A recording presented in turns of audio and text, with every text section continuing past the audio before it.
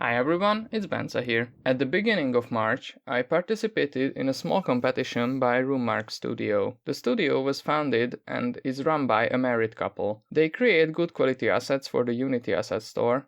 By the way, this video is not sponsored by them. I was lucky enough to win a copy of their newest asset called Deadly Dungeon Infernal. The pack contains more than 70 prefabs, including doors, walls, braziers, stairs and pillars, so everything I would need for an eerie catacomb.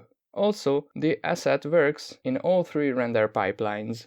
I wanted to build something that consists of mainly these assets. First, I tried a more traditional looking fantasy dungeon with lava and red lighting, but I was not satisfied with it. I wanted to make something a bit more unique. At the end, I stuck with a more Lovecraftian look with ominous green lighting and messed up architecture. For the green light in the middle and the dust particles, I used Unity's visual effect graph. The asset pack also contains some chains and cages, which I definitely wanted to include in the build. To make the scene a bit more alive, I wanted the cages to move a little, and to make this possible, I created a physics-based chain that is able to move. I will show you how I made this in a separate video.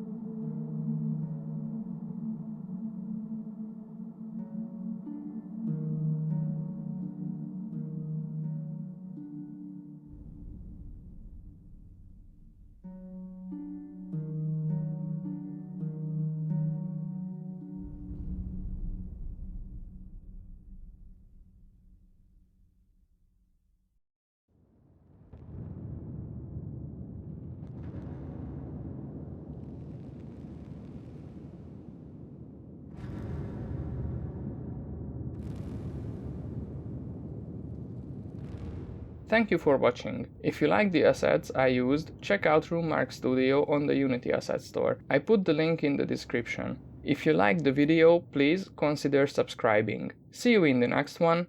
Bye.